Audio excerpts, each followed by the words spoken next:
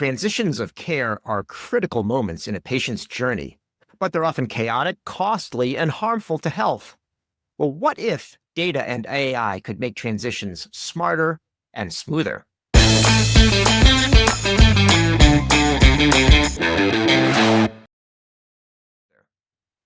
Hi, everyone. I'm David Williams, president of strategy consulting firm HealthBiz Group and host of the HealthBiz Podcast, where I interview top healthcare leaders about their lives and careers.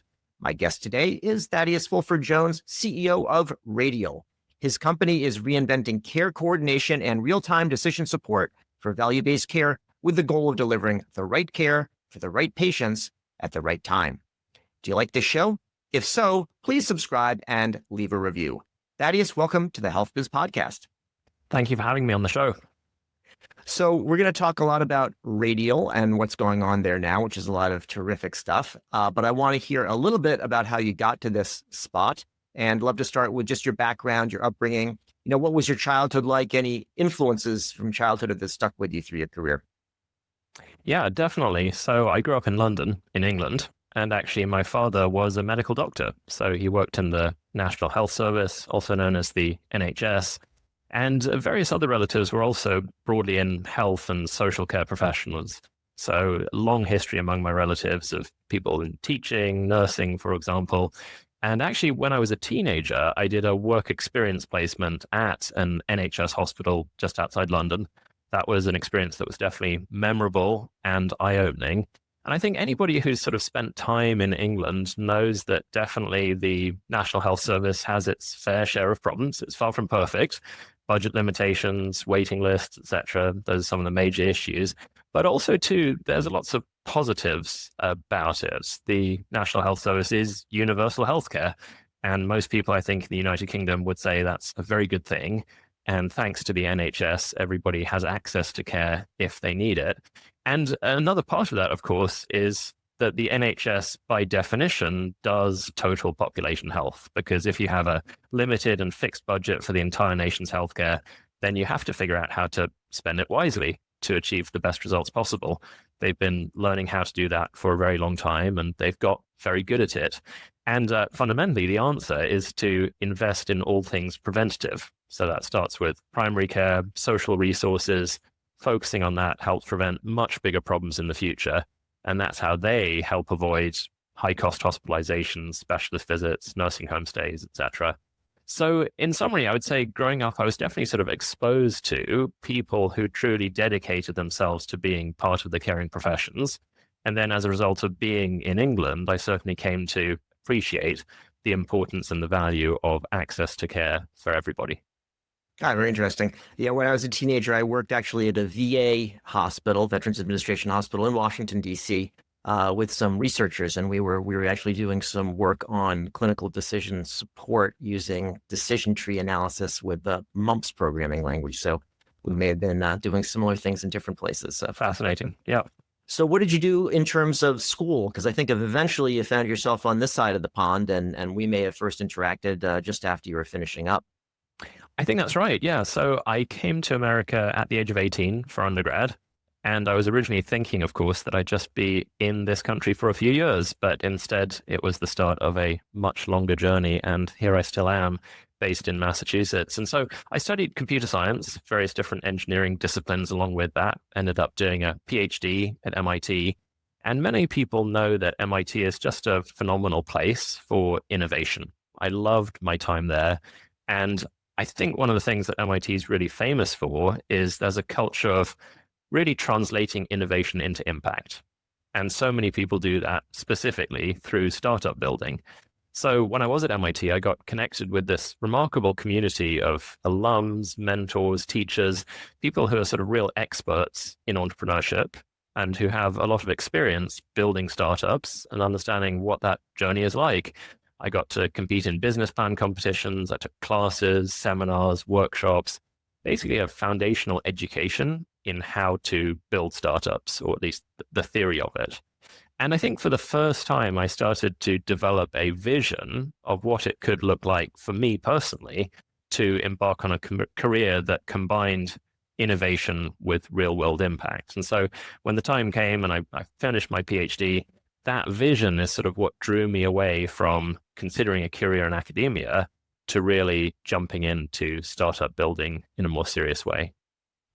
So, you had this experience in England in terms of the, universal care and mission-driven elements and all this that you learned at MIT. And I know at Radial, you're applying it for the greater good. What was your first startup also uplifting mankind?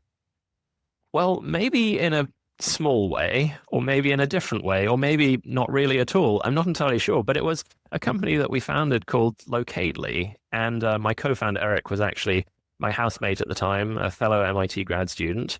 And it was a really interesting moment in time because iPhone had been launched just a few years prior. And so for the first time, people were starting to think about how to use data generated by these powerful little computers that were quickly becoming commonplace. And we realized that based on our technical background, we had this sort of unique and very timely opportunity to use tech that we knew how to build to mine massive volumes of GPS data, location data from these new, always on, very user-friendly smartphones. And so here's what Locately did. Our technology allowed market researchers to gain a better understanding of consumer behaviors, specifically around shopping. And it was one of the first sort of very practical and useful applications of a field that eventually burgeoned and now is called location analytics. And so how it worked is we would invite shoppers to download our app onto their phones and we'd give them rewards, things like gift cards, prizes, for anonymously sharing their location with us and completing surveys about their shopping experiences. And our customers were some of the biggest consumer goods manufacturers: PepsiCo, Coca-Cola Company, Procter & Gamble, and others. And Locately ended up being very successful, was acquired by a global market research firm. The technology scaled up, including beyond the US. And after staying with that acquirer for a few years, my co-founder and I were ready to start building a new venture. And that's what led to Radial.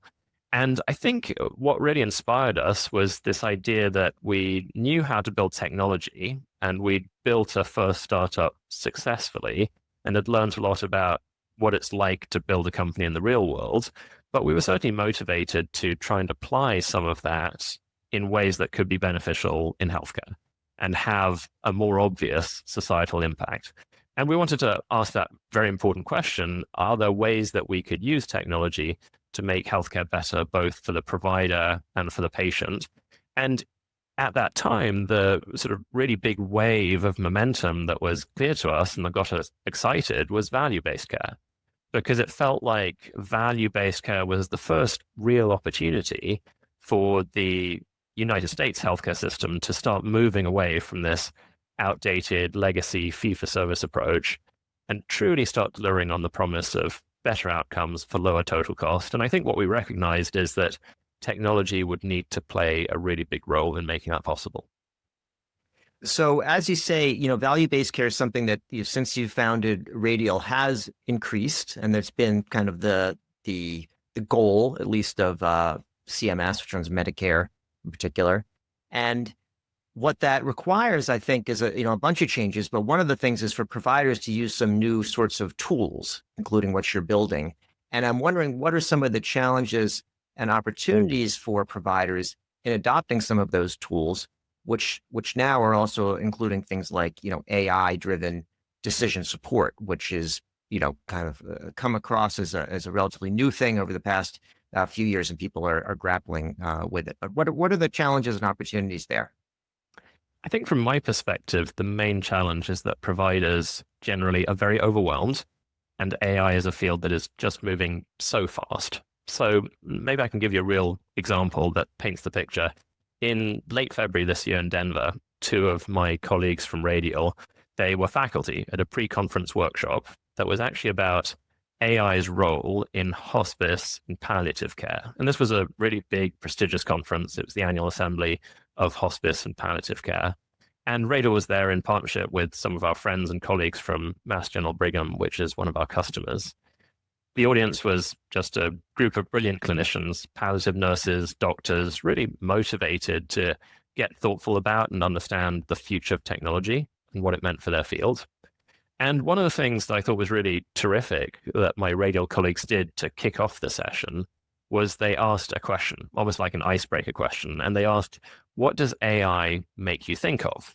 It was one of those phone-based surveys where people fill in the results on the phone, the results pop up on the big screen for everyone to see. And the word cloud that resulted, it definitely included some really positive words like helpful, efficiency, potential. But also, too, there was the word scary, there was the phrase ethical challenges. Somebody even typed in Skynet, which got a few laughs from the audience. And the reason I like this example is I think it really captures perfectly the duality of AI in healthcare today. There are some really awe-inspiring possibilities, but there's also this mentality of cautious curiosity, which I think is appropriate. And what we find when we talk with providers and payers across the nation is that it's really important to address and understand these very real fears and challenges alongside providing a clear understanding of what the opportunities are. Providers and payers, they're overwhelmed as it is. And AI just means so many different things to different people. It can be so confusing. There's so many nuances. Even the basics of what is generative AI versus machine learning, and is it AI if it's not looking like a chatbot? I think our opportunity at Radial is first and foremost to really listen, and then to help guide people and have these honest, nuanced, forward-thinking conversations that address people's concerns, which are very real, and also educate on how to mitigate those concerns given everything else going on. It's interesting to hear what you're saying about kind of the individual's perspective on AI. I was listening to discussion I was having with somebody about something going on with an academic medical center on the West Coast. And they said there was a vascular surgery clinic, and they had come up with this great AI-based model to predict who might have an embolism after surgery. And they want to offer this product to the physicians that take care of the patient after surgery. But they're worried about a Stark Law violation, because if they offer it and then the outcome of that is to refer the patient back to the surgeon, that could be an issue. And at the same time, if they've got this predictive model going on within the surgery group and they don't share the results, and then some patient does have an embolism, then during discovery, you're going to come back and find that out. So the outcome of that in 2025 was squelched.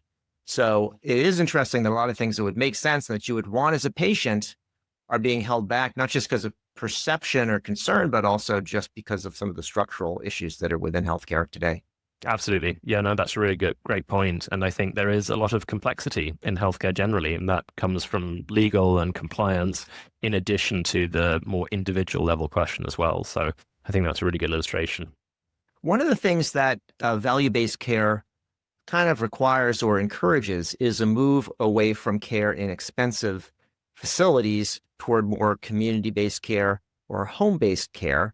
And I'm wondering the impact there of technology on that balance between things that are done in, let's say, a hospital versus in the home or lower acuity setting in general.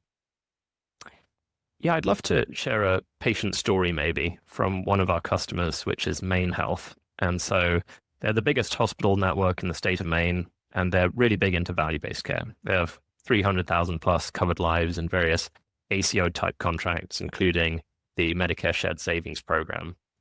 And in December, one of Maine Health's physician executives actually did a HIMSS New England case study that talked directly about Maine Health's results from using Radial's AI decision support technology for next site of care. So that's a product that we have called Placement. And what Placement does is it helps entities that are in value-based care contracts avoid these unnecessary and, as you pointed out, often high-cost rehab stays at nursing homes for seniors. And the way it does that is by proactively flagging exactly which patients could instead safely go home. And typically that's with visits from a nurse or a physical therapist. And one of the slides that Maine Health presented in this case study was a real story of one of their patients. So a gentleman in his late 70s who was admitted to Maine Medical Center, which is their flagship hospital, for a pretty serious exacerbation of a chronic condition that he had. And what Radial's Placement AI decision support technology did was automatically detect that under standard practice patterns, so if we did nothing different than usual, this patient would probably get discharged to a nursing home. But actually, according to the data, he could and should go home instead with visiting nurse and physical therapist. And we call this type of situation on the border because the discharge plan isn't obvious to the care team in the hospital. It's one of those situations where it could go either way. And that's one of the areas where AI can be really beneficial because the radial placement decision support tool flagged this patient in real time and basically brought it to the attention of the care team that this is someone they should focus on. The technology also provided a plain language explanation to explain why, so what are the reasons and drivers that this patient could do just as well or better in the home setting. And actually, in this specific instance, there were a couple of different therapy evaluations that reinforced what the technology was saying about this patient being on the border. So specifically, physical therapist in the hospital went into the patient's room, did a consult, recommended a nursing home. They said the patient needs supervised rehab sessions to regain balance and strength after the hospital stay. By contrast, there was another professional who came in to do their evaluation, an occupational therapist, and they actually said the opposite. They recommended home care. So they said the local home health agency has capacity and is able to provide home-based visits as often as daily. And so the user of Radial within the main health system, they were able to point out not just what the technology says, but also shine a light on these mismatched PT and OT evaluations, call that out to the hospital care team. And through that, they were able to get some really good collaboration and also concretely drive something called early mobilization. So early mobilization is exactly what it sounds like. It means helping the patient get out of bed sooner than would otherwise happen, often supervised by PT and nursing staff. And the reason you do early mobilization is to prevent deconditioning. So that way, when you get to day 3, day 4 of the hospital stay, patient's ready for discharge, you'll actually have options rather than it being a foregone conclusion that the patient needs to go to a nursing home for rehab. And in this case, the results for this particular patient were terrific. The team worked together, came up with a safe discharge plan, got the patient discharged home, set up the home health visits, and that was successful. No readmissions and a savings to the accountable care organization of around about $20,000 because these facility-based stays, as you noted, are extremely expensive. And the best thing is the patient got to go home, which is where they wanted to be in any case, to complete their recovery. So you raised a number of interesting points. First of all, congratulations on having those sort of results and having them and published. That's really, I know, a great goal that we talked about before. So in describing that, you noted that the tool will explain its reasoning essentially and point to the specific evidence. And one of the things that I think AI is noted for, and maybe LLMs and generative AI in particular, it's like it comes out with something that's amazing and sounds amazing, but you don't know at all where it's coming from, and you don't know whether to be confident in it or not. And so the first point is, it sounds like what you're doing is you're providing the analysis to say, like, where did the reasoning come from? So you're showing that, and then someone can look at it, and then presumably they could say, they can make their own adjustment based on, okay, well, I know this person's very experienced, or maybe this other one has a financial incentive or whatever, or you just get them to work it out. But I'm also wondering about like a small study that I got a lot of notice, I think, like in the New York Times, about comparing how well does a clinician do alone, a clinician with AI, or AI alone. And I think the worst example was a clinician with AI. So what happens when you provide the results and the reasoning? Does that always lead to good things, or can it actually lead to more problems if people start questioning the results and making their own adjustments? Yeah, that's a great question. I saw that study as well, and I agree that it was a bit non-intuitive and a bit puzzling why those results were achieved in that specific situation. I will say that every AI deployment is different. And so we always try to evaluate on a case-by-case basis and really understand what are the results and what are the difference makers as a result of our technology specifically. I will say that one of the advantages that we have as a company is that we built out our technology in a very robust, scientifically based, anchored way. We started out actually with funding from the National Science Foundation and NIH. So the first several years, we were very much in research mode. And our foundational realization, I think, behind the development of our technology was that the legacy approach of risk stratification, that on its own really isn't enough to win at value-based care. And we found that one of the key difference makers, in addition to the AI, was providing human understandable language that explains the reasoning and allows people to work with the AI and understand where it's heading rather than leaving it to be a black box. So much more than just a score or an assessment or a red, green, orange check light pattern.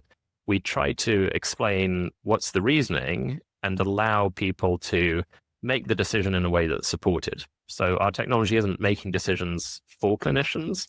It's decision support to guide them to see a fuller picture. And ultimately, I think what we focus on is the results. Are we consistently able to deploy our technology across different settings, whether it's hospital-based or an entire ACO within the community, physician-led perhaps? And are we consistently demonstrating better performance versus the status quo? That's always the gold standard. Unfortunately, we've been able to do that with case studies and conference presentations, as you mentioned, consistently over the past several years.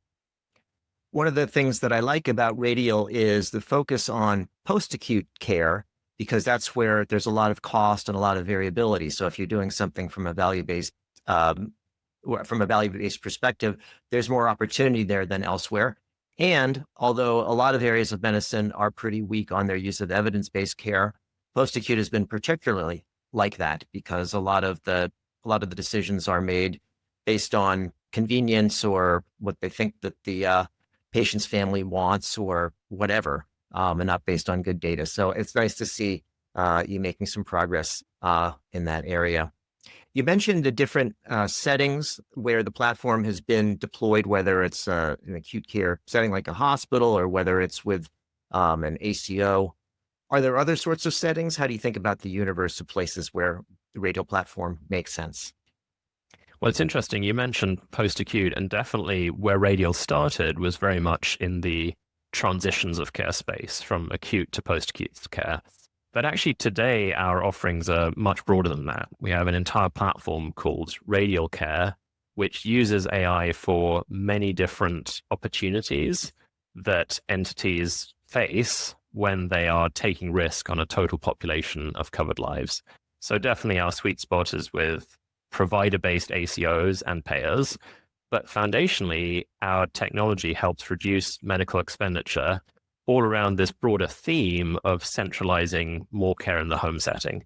That's not just about avoiding costly stays at nursing homes, it's also about avoiding unnecessary ED visits or readmissions. So avoiding unnecessary readmissions back to the hospital.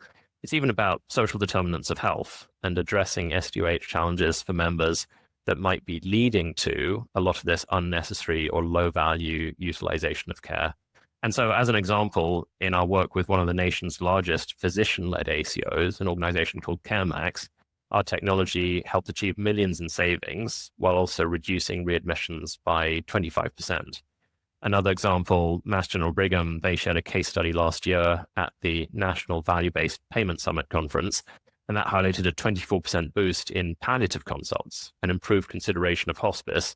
Again, millions in savings accrued to their Medicare Accountable Care Organization as well, but that's from helping patients who are approaching end of life enroll timely in hospice so that they avoid the unnecessary or low value care that often comes with repeat utilization of hospital, nursing homes, other type of facility. So to summarize, Radial Care, yes, does have a focus on highlighting opportunities for care to be delivered in the home setting as opposed to facilities. But today it goes a lot broader than just post-acute and just that one moment of transition from acute to post-acute setting.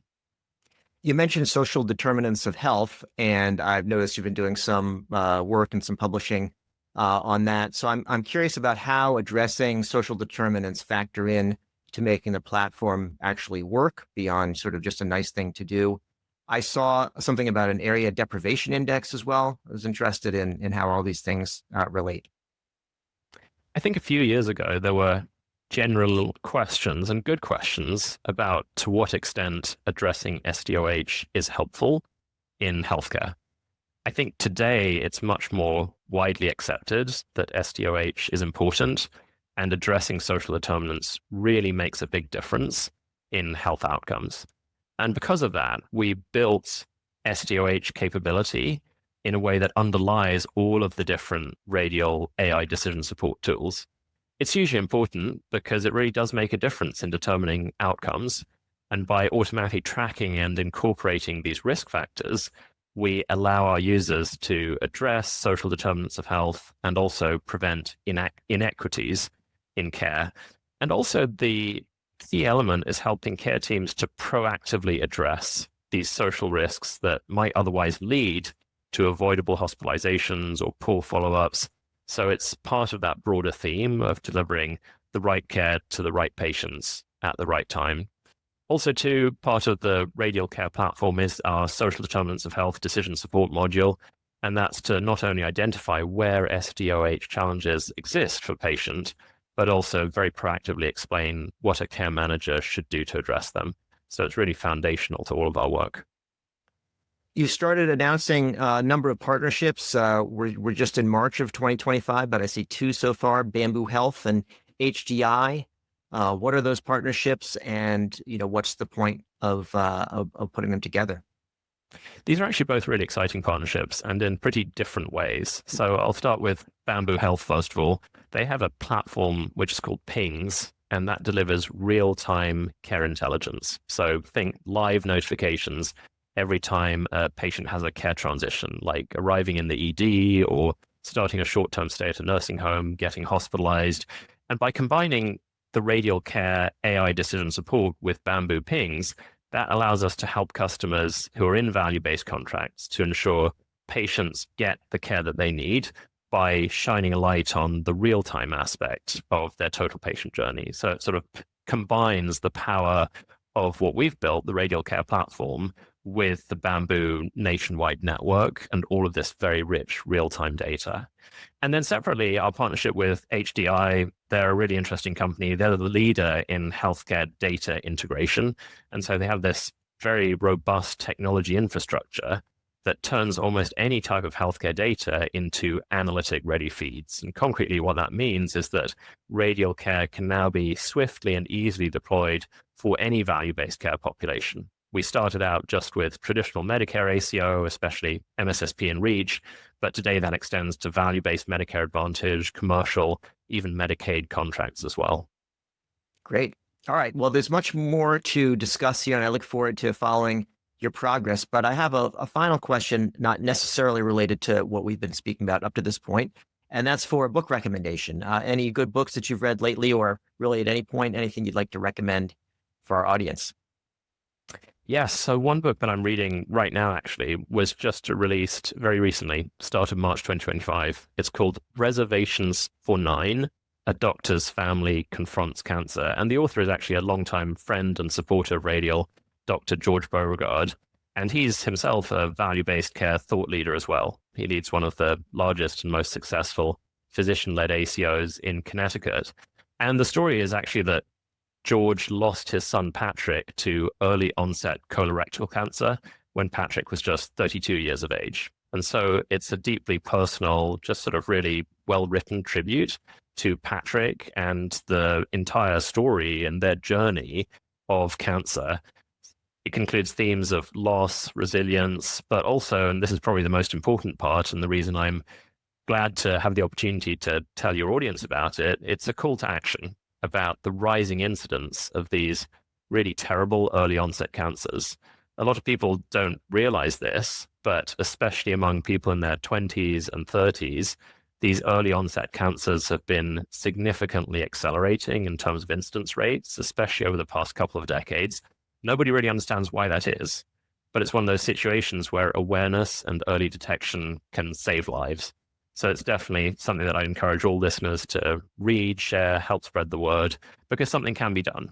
Early testing and monitoring, and also importantly, not ignoring symptoms. A lot of people believe that cancer is just something that happens to the very elderly, but unfortunately, given this trend, that's actually swiftly becoming a real problem for much younger people. And that's something that we can do something about. Well, we'll make sure to include that in the notes so it gets the most circulation possible. Thank you. Well, that's it for yet another episode of the HealthBiz Podcast. If you like what you heard, I hope you'll subscribe on your favorite channel. I've been speaking today with Thaddeus Fulford-Jones, CEO of Radial. Thaddeus, thanks so much for your time today. Thank you for having me on the show.